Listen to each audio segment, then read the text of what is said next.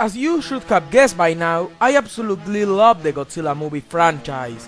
And how could I not? This series practically revolutionized cinema with some innovative special effects, interesting plot for a monster movie, and an anti-nuclear message. These movies became instantly famous and transformed into the franchise with the most movies to this day. Suck it, James Bond! Obviously, with 29 movies on the line and a new reboot on the works, Godzilla was never alone. Hell no! They can be allies or enemies, but the king of the monsters almost always appears along some epic kaijus in his films. So today I am listing my top 15 favorite Godzilla monsters. You might be thinking that I have done this countdown already, and you are right. This is a remake because, let's be honest, my original list was complete monster bullshit. So I have decided to remake it to make this amazing kaiju franchise some justice. Anyways, if you read the title correctly, you may have guessed that this list will only include monsters who appeared in the Godzilla movies, excluding Godzilla himself, so it's not predictable, but no kaijus from video games or comics. Sorry, Obsidious. Since I was born and raised in Argentina, it was very hard for me to watch at least one Godzilla movie, and although I found a lot of them, I didn't completely watch every movie in the franchise, so I have to thank a lot to Mr. James Rolfe and his Godzilla-thon videos, which were a great and fun source of information. Please remember this is my own personal opinion. If you disagree, that's perfectly fine, but there is no need to insult me. Just leave a comment or a video response expressing your own opinions.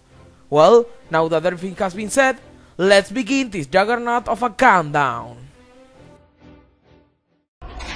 Godzilla!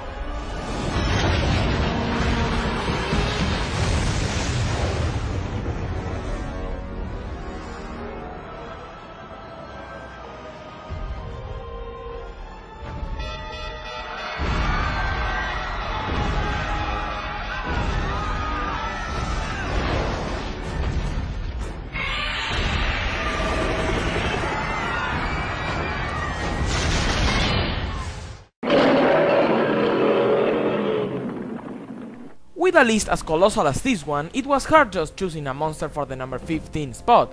I thought of Mechalon, Baragon, and even Gorosaurus, but I finally decided to give this spot to a monster that I used to ignore, but after seeing how popular he is with the fanbase, I thought he deserved a place.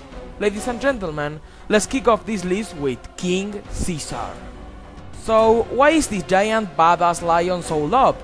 Well, it could be the fact that he was one of Godzilla's best allies. Being the guardian of the Asumi family, he wakes up after a long and boring song to protect Japan from the evil Mechagodzilla. He was known to be a very good fighter, jumping around to avoid attacks and deal some important physical damage. He also wins points for his special attack, being able to absorb his enemy's beam and then reuse it. Fucking genius! And yeah, Caesar appears again in Final Wars, but just like almost every kaiju in that movie, he doesn't have much screen time. And while his battle along Rodan and Anguirus against Godzilla was hilarious and fun, he was one of the few monsters in that movie who doesn't get killed, possibly because Godzilla recognizes his friend. So, if King Caesar has many good attributes, why is he so low? Well, I honestly never saw the charm in him. I don't think he is too special, he's just a standard monster for me. Oh, and he should appear in another movie by now. But besides that, he managed to get himself at least on the number 15 spot. Good work, Caesar. Good work.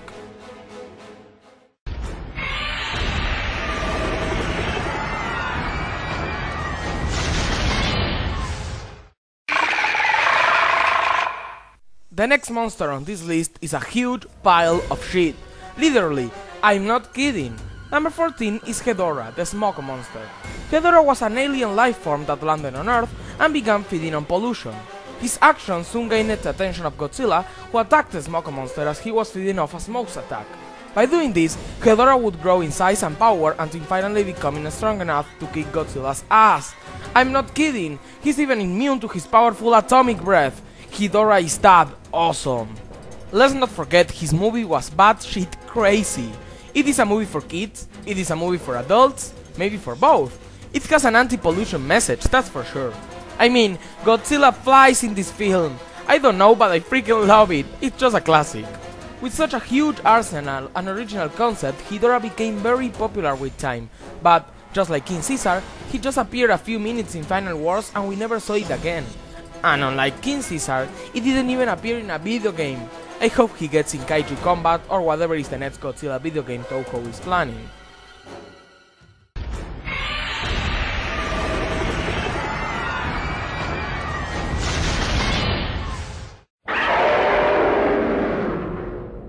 No. Before you go crazy, that is not Rodan.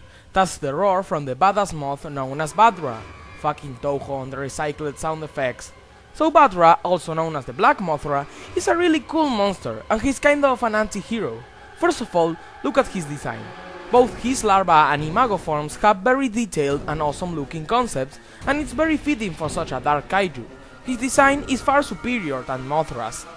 And then we got his backstory and personality. Sadly, Badra only appeared in the 1992 movie Godzilla vs. Mothra, but his only appearance is amazing nonetheless. He was created by the spirit of Earth and started destroying a civilization thousands of years ago, until his twin sister stopped him and put him to sleep. Years later, he woke up because of a meteorite and he started a massive battle against both Mothra and Godzilla. This backstory is interesting enough, and his personality of evil twin fits him well, but that's not all.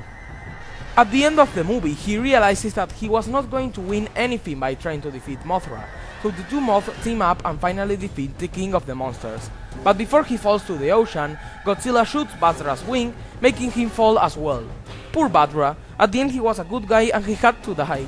Overall, Badra is badass. He has a badass concept, backstory and personality which make him deserve this spot way more than his overrated sister.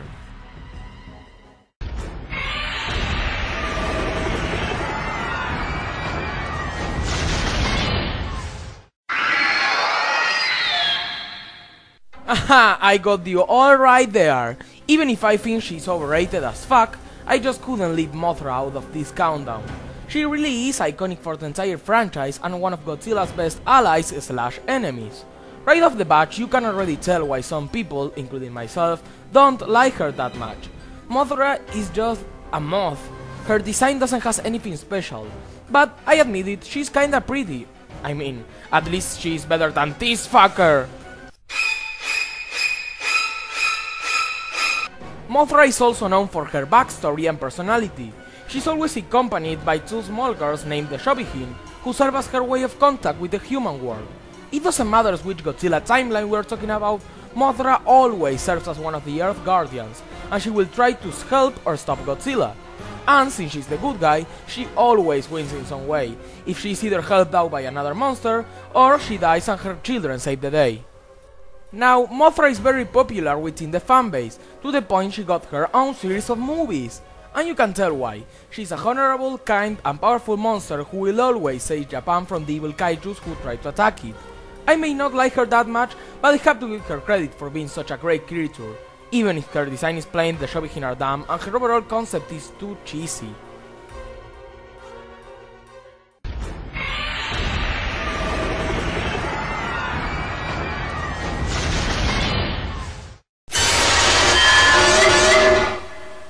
There is only one word to describe the motherfucker at number 11. Killing machine. That's actually two words. Killing machine, there you have it. Anyways, Mechagodzilla 2 was created after the events of Godzilla vs. King Ghidorah. The humans built this deadly machine with the remains of the cyborg Mecha King Ghidorah, thus creating a deadly robot. But the second Mechagodzilla is different from the other two because he is able to combine itself with Garuda, a flying laser tank, and transform himself into Super Mechagodzilla. But hands down, the main reason it is on this list is because after a flashy and spectacular fight, Super Mechagodzilla managed to kill both Godzilla and Fire Rodan in battle. This came out as really shocking and made me respect this robot a lot more. But if this is a kaiju killer, then why is Mechagodzilla 2 so low on the list? Well, the thing is that killing Godzilla and Fire Rodan are the only great things about it. The rest is just meh. Its design is really plain and almost absurd when you compare it with its mechanical brother. His backstory is non-existent, he's the only Mechagodzilla who appeared in just one movie, and really the only reason he defeated Godzilla is because the humans figured out his weak spot. Also, at the end of the movie, the king of the monster revives because of Rodan, and finally kicks Mechagodzilla's ass. This is one cool and deadly robot, but he's so lacking when compared to his brothers that I could only put him at number 11.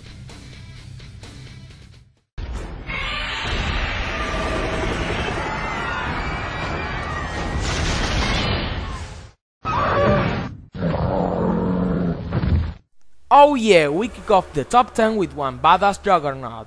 It couldn't be other than him, who also was number 10 on my original list. Orga is an interesting beast. He appeared in the 1999 movie Godzilla 2000. Yeah, there is something wrong about that.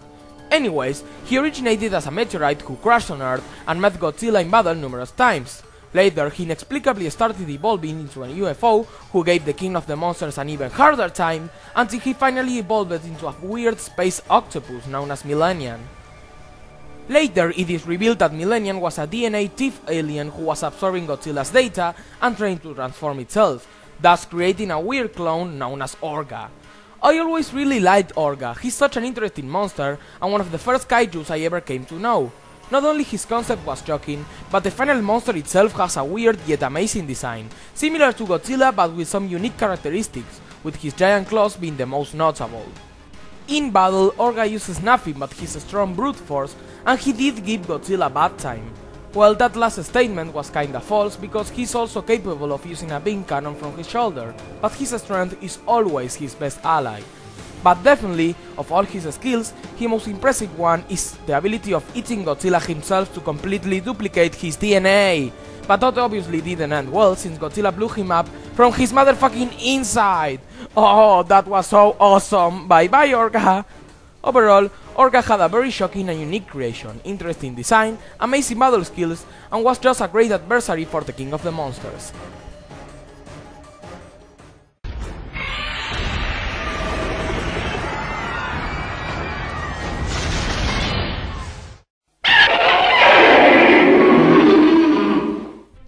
At first glance, Rodan has an uninspired design. After all, he's just a pterodactyl. But with time, I came to appreciate it even more. To the point I realized it is a simple yet effective design for a monster. Just like Mothra, Rodan first appeared in his own movie called, well, Rodan. In this film, two prehistoric flying monsters were awakened after a long sleep. At the end of an exciting movie, the couple is taken down and fall into a volcano. Years later, the surviving Rodan finally made his first appearance in the 1964 movie Ghidorah the Three-Headed Monster. Although they start out as enemies, Rodan and Godzilla unite forces in order to take down King Ghidorah. From that moment on, he became one of his best and most popular allies. On almost every movie he appeared, he helped Godzilla out in some way, and the most memorable is definitely his appearance in Godzilla vs Mechagodzilla 2. In this film, the two monsters fight over an egg on the giant bird's nest, which is actually a baby Godzilla egg. The king of the monsters wins, but Rodan gets infected by his radiation, thus transforming into Fire Rodan. At the end of the day, Fire Rodan helps Godzilla out on the battle against Mechagodzilla 2 in order to protect baby Godzilla, his little brother. Sadly, Super Mechagodzilla managed to kill both kaijus in battle. However, as I already mentioned before, this flying reptile makes the ultimate sacrifice and gave up his last piece of life to revive Godzilla with maximum power. This perfectly shows how honorable and brave Rodan is, even if the giant lizard was his rival on this movie. Of all the kaijus, Rodan is the fastest one, especially when he is flying. He uses this ability on the battlefield, and being one of the few monsters who can fly around gives him a great advantage. Obviously, while he transforms into Fire Rodan, he gets stronger, faster, and earns the ability to fire a radiation beam similar to Godzilla. Overall, Rodan is one of the best allies the series has to offer. Even if sometimes he's a rival to the king of the monsters, he's honorable, skilled, and just an amazing and classic kaiju.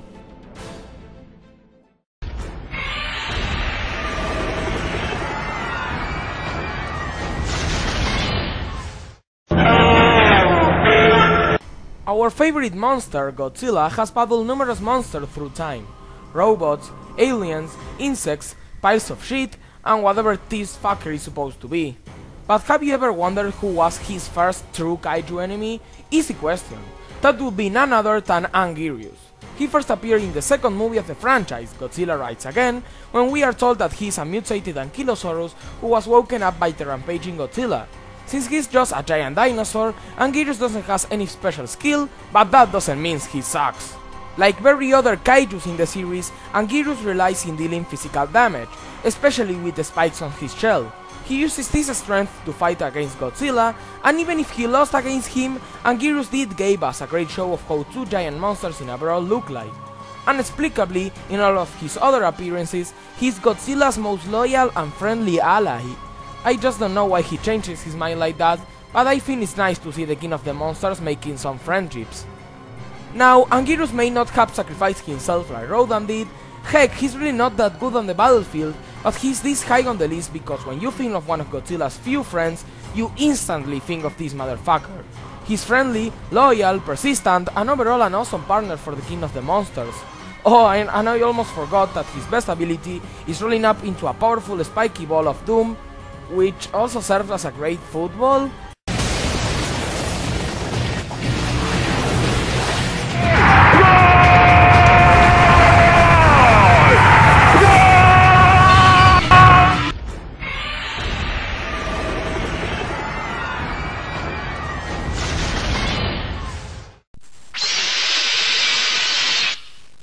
I used to think that the original Mechagodzilla was the best of the three, and although I actually don't feel like that anymore, this guy still deserved a spot on my list. On his first film, obviously named Godzilla vs Mechagodzilla, Godzilla appears attacking his best friend Anguirus and even destroying Japan with powerful attacks.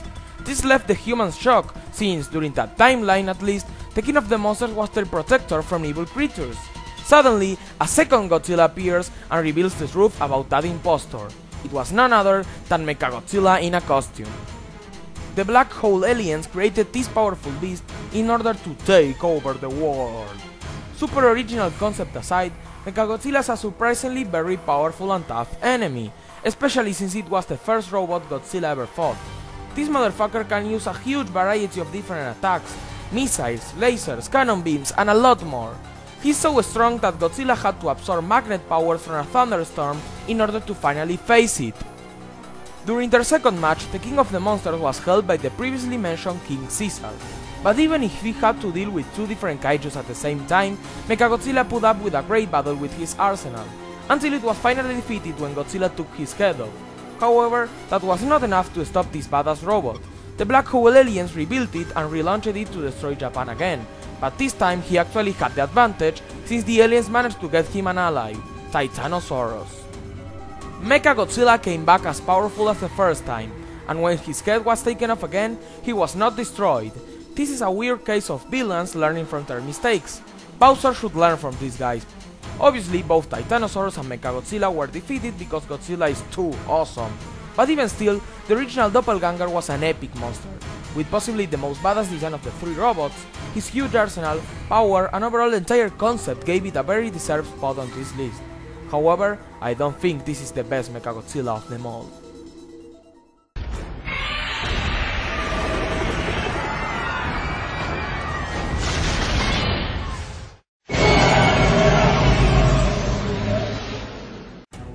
As much as I love Mechagodzilla 1 and 2, I just couldn't put them higher than the most badass of the three doppelganger brothers, Mechagodzilla 3, aka Kiryu.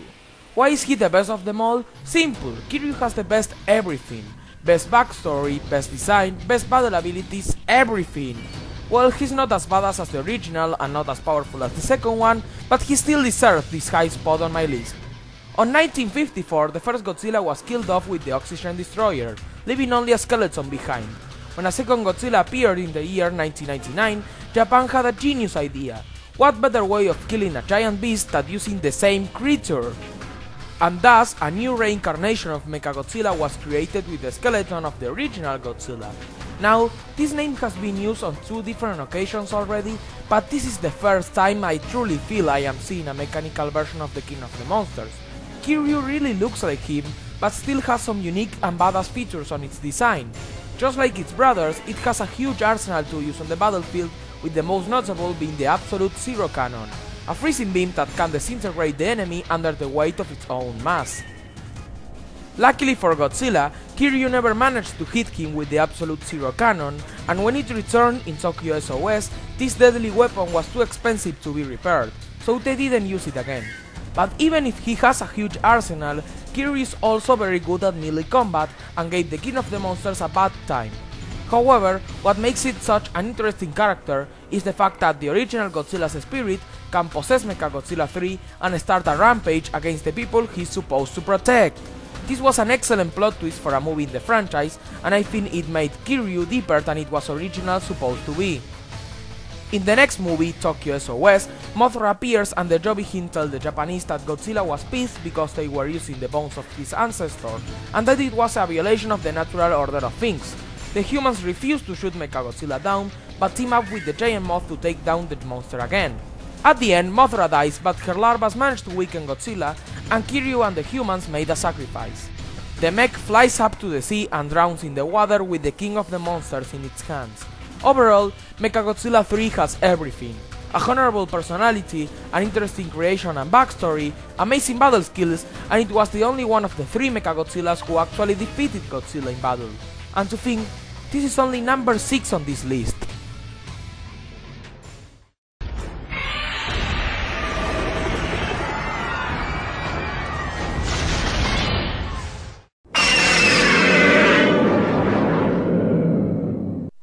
The Godzilla series of movies likes to abuse of the clone cliché. I mean, look at all these clones of the king of the monsters: Mechagodzilla, Orga, Violante, and now we meet one of the most badass ones, Space Godzilla.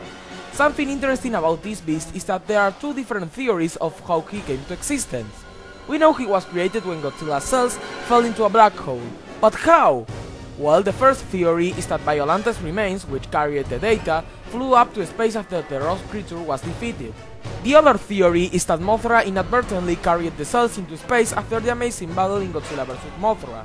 These 2 theories strangely make Space Godzilla a much interesting character than it already was, and he feels like a huge mystery. Now to the actual story. Space Godzilla is a complete sadistic asshole. You pretty much could say he's the kaiju version of Colonel Volgin. Metal Gear reference, yay! He first appears as a flying crystal in space and pretty much kicks Mogira's robot butt. Later he finally reaches Earth and meets little Godzilla. Space Godzilla is just badass. He doesn't give a single shit about the infant kaiju and starts beating the crap out of him. This obviously pisses Godzilla off and a battle begins. Space G destroys the king of the monsters. Seriously, he has some really impressive battle skills like telekinesis, a powerful corona beam, and obviously the ability to take power of giant crystals and use them as projectiles.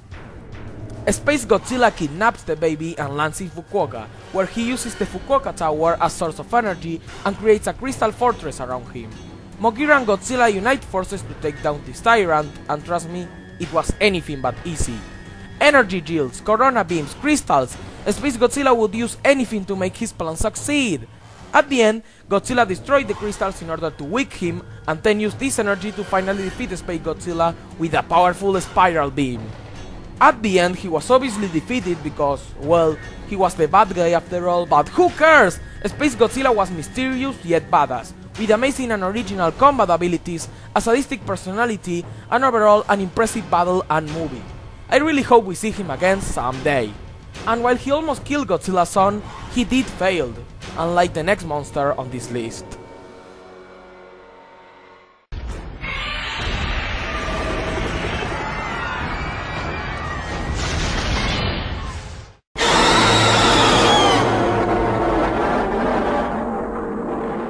Let me tell you an interesting story. Like pretty much every franchise ever, there are tons of cancelled projects and ideas for Godzilla movies. One idea that was later confirmed to be fake was Godzilla vs. the Devil. Toho never ever planned to do this, but the idea itself is not half bad. I mean, the king of the monsters are fighting against Satan? I would watch that. Anyways, although Godzilla never fought the devil, and he will obviously never do that, he did face a very similar enemy, since I like to call him the devil of kaijus. Well, now that we got that joke out of the way, let's talk about Destroya, one of the most badass and creative monsters in the series. Destroya is just a giant asshole, and we all love him for that. He was created back in 1954, right after the original Godzilla was killed off by the Oxygen Destroyer. While the giant monster was dying, a group of prehistoric crustaceans were awakened and mutated by the energy of this weapon. Years later, they finally grew the size to attack Japan. Pretty much like Hedorah, Destroya had different stages of life. They started out as big, creepy crabs, which were very powerful, but not too much since Godzilla Jr. could beat some of them without too much trouble. Okay, yeah, with some trouble, but he still defeated them. Later in the movie, Godzilla meets with the annoying creatures that were doing his job by destroying everything. When the little crabs realized that they were not strong enough to defeat the king of the monsters, they morphed together into the big badass motherfucker itself, Destroya. Now, Destroya is a very powerful monster with lots of different methods of attacking. He has the strength enough to put up a good melee combat, he fires a deadly oxygen destroyer ray, he can use the hook on his tail to grab and perform enemies, and let's not forget about his lightsaber horn. Fuck yeah! Trust me when I say that Destroya is the ultimate foe. I mean, not even Godzilla could defeat him. Yeah, it was kinda disappointing that the humans finished him off by freezing Destroya's wings while he was flying, but I digress. Now here is why Destroya is so high on my list. Ready for it? This motherfucker managed to kill Godzilla Jr. Out of nowhere, he grabbed his enemy's son and dropped him into the ground. The death of his son really pissed off the king of the monsters and actually brought some emotion into the final battle, since Godzilla was about to melt down and pretty much destroy everything and everybody.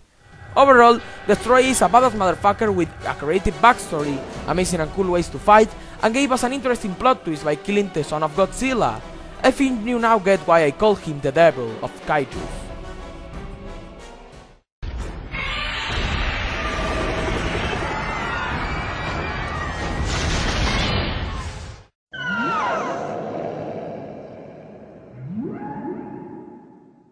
If you thought the Space Godzilla was the best clone in the entire series, you were very, very wrong. That title is obviously held by number 3 on this top 15, Biollante. This monster is just amazing in many ways. It is one of the favorite amongst Godzilla fans and I am no exception. Before talking about backstory and combat skills, let's take a look at her design. Biollante wins the award of the biggest kaiju in the Godzilla series. I'm not messing with you. And as if her size was not impressive enough, she really has a creative monster plant concept behind her, reminiscent of movies like The Little Shop of Horrors. Now you may be wondering, how did this epic juggernaut came to existence? Well, that's the most interesting thing about Biollante. After Godzilla's return in 1985, forensic workers found out some of the remains of Godzilla's skin. They gave that useful piece of information to Dr. Shiragami, who wanted to use the powerful DNA of Godzilla to help his research on manipulating plant lifeforms. However, a lot of people were against the idea of using Godzilla's data and decided to bomb Shiragami's laboratory, killing his daughter in the process. The death of his daughter destroyed the doctor, who saved her DNA in a couple of roses. 5 years later, he decided to start an experiment by combining the DNA of her daughter, the flowers and Godzilla, and made a giant and destructive rose. Obviously, the king of the monsters found the giant plant and decided to fight it. After destroying it for a while, the giant monster's genes took over the mutation who transformed into the clone of Godzilla we all love. Biollante herself is crazy. She has tons of tentacles and a little mouth which can deal a lot of damage if they attack in groups. Her huge mouth can swallow a normal kaiju with one bite, and she can even spray some deadly acid. Pretty much like Destroya, Biollante was almost impossible to beat until the king of the monsters accidentally fired a nuclear beam inside her throat. When this beast died, her remains flew up to space and we all know how that ended. In conclusion, Biollante, even if she only appeared in one movie, is one of the most iconic and popular monsters in the series. Her creation and backstory was more complete than any other creature, her evolution was interesting, her design is badass and she put up with a great battle. This is some true girl power.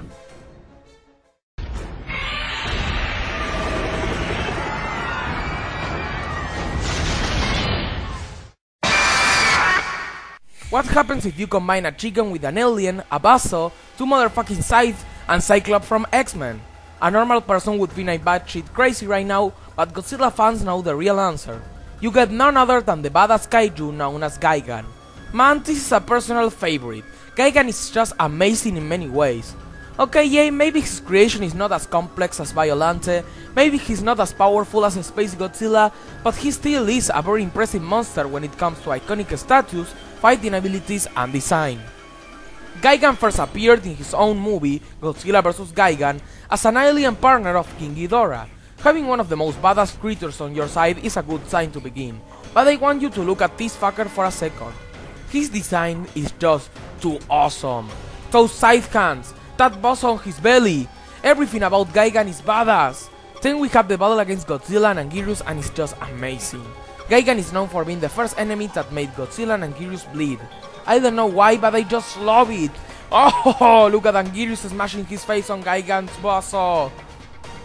A couple of years later, our favorite cyborg chicken comes back in order to help out Megalon, another interesting cyborg kaiju, even if they got their asses kicked. In case you are wondering why I still didn't talk about how Gigan was created, that's because he almost doesn't have a backstory. He was made by aliens to take over the world.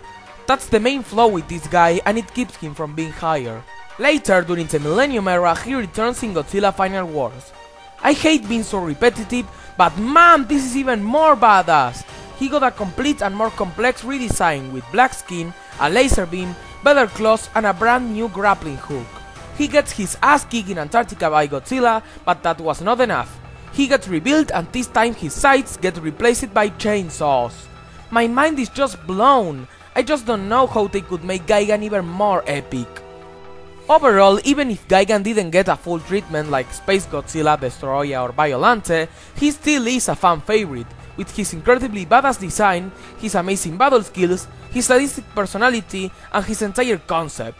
Man, I love Gigan, he's so fucking awesome! Well, it will be hard to beat somebody as iconic and badass as Gigan, but before we find out who is number 1, let's recap. Number 15, King Caesar. Number 14, Hedorah. Number 13, Batra. Number 12, Mothra.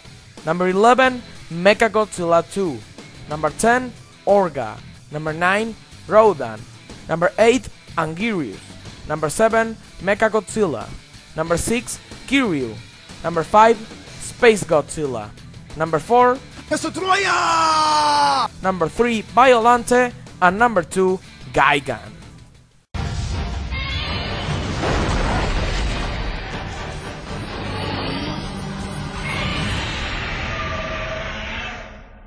What monster could be so epic, so powerful, so badass and so interesting that could take the honorable number 1 spot?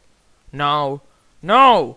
Oh hell no! It's easy, just listen to his roar and you will guess. Oh yeah!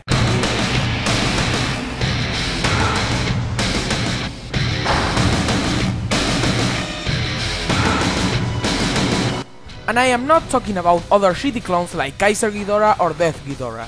The top of this list belongs to the original 3-headed dragon, King Ghidorah. And what's not to love about this badass motherfucker? He's Godzilla's most deadly and classic foe. He's really relevant to the series and it's iconic for the entire franchise. To put it easily, King Ghidorah is like the Joker in Batman, the protagonist's most powerful and important enemy. To start, let me say that he's an interesting character in a lot of ways. Why? Simple, in each timeline Ghidorah has an entirely different backstory, having some diversity on his creation. In the Showa era, he was a monster from space like Gigan so the aliens could take over the world. In the Heisei era, people from the future replaced Godzilla's mutation with 3 little creatures, and in the Millennium era, he was one of the 3 guardians that was supposed to protect Earth from the attacks of the souls who died in World War II with revived Godzilla. But it doesn't matter which timeline, era or creation method, King Ghidorah will always have one mission: to defeat Godzilla no matter what. This leads to some of the most flashy, badass and overall impressive battles in the franchise, and this is because the 3-headed dragon is very powerful and hard to take down. Obviously, 3 heads are better than 1, so he's more intelligent than most of the monsters we had seen. He can fly at impressive speeds, he creates deadly hurricanes with his wings, and his most powerful attack is the ability to fire electric beams from his mouth. But before you start making comparisons to the Pokemon Hydreigon, you can tell how badass King Ghidorah is by just looking at his design. He's a giant yellow dragon with no hands, but 3 fierce heads with big wings. I just adore this concept. And yes, the number 1 spot is also for Mecha King Ghidorah, the cyborg version. He's just the same monster which was revived and rebuilt to face Godzilla again, but with some mechanical parts on his body. How more epic can you get? Overall, behind Godzilla, King Ghidorah is possibly the most iconic monster in the series, with a badass design and concept, powerful abilities for the battlefield, and different backstories which make him a very interesting kaiju. Trust me, we are gonna see a lot of this motherfucker in future films. I am a serious fan, and both Godzilla and King Ghidorah are my favorite Japanese giant monsters ever. Thanks a lot for watching, and see you guys next time.